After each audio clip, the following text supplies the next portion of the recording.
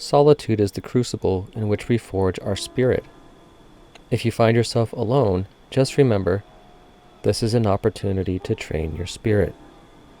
Lean into the solitude and be ready for what you might encounter. In order to see our mind's dysfunctional patterns, we have to first disconnect from the culture that feeds them, and then face whatever anxiety might be lurking underneath.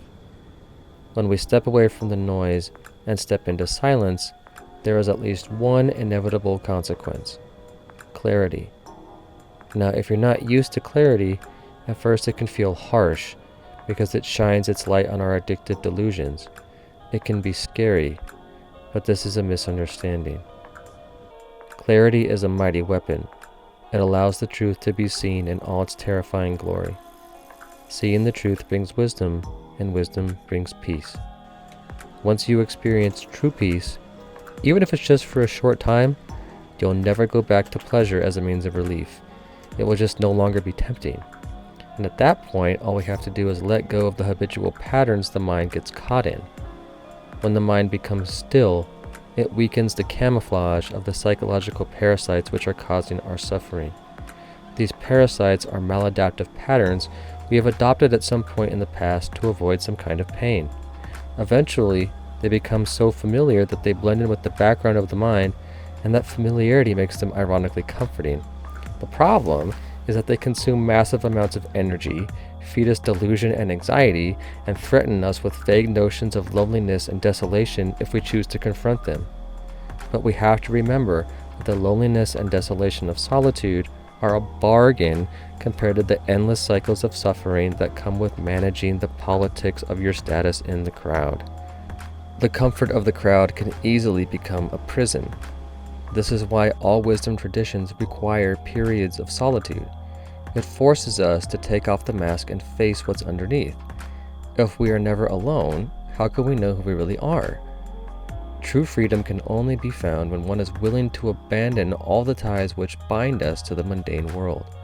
We have to be willing to fully disconnect, or else we live as a slave to the comfort of the crowd. As human beings, we are social animals, and we naturally prefer the comfort of community.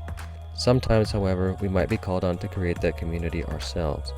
We will always need explorers and adventurers, people who have the courage to follow their heart instead of the crowd. The world is in constant flux, and we must have the courage to adapt. Whether we like it or not, we need people who are willing to stick their necks out, stand alone, and blaze a trail that others can follow. A person willing to get lost in the wilderness so that we have a map to get out. These people are extremely valuable. The cost of being that person is solitude, but the value is immeasurable.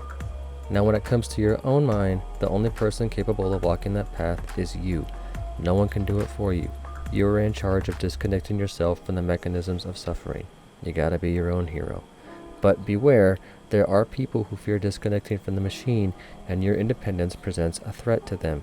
It becomes more difficult for them to justify going along with the crowd if they see you having the courage to step away. These people will not hesitate to criticize, ridicule, and obstruct you because it makes them uncomfortable that you are not afraid like them. This can really sting, especially when we are just starting out and have yet to see success. Be kind, but pay them no mind. That's their mistake to make. Practice moving through the world with poise and steadfastness in the face of those who want you to fail. We can always choose to be kind to ourselves, regardless of what anyone else does. Now, it's unfortunate that not everyone we meet will be supportive, but we can't control the actions of others. As a wise man once said, haters gonna hate. But sometimes the opposite is also true. When people see you shining your light, it gives them the courage to shine theirs as well. And when your light is shining and their light is shining, well, that's a bright world worth living in. See you on the path.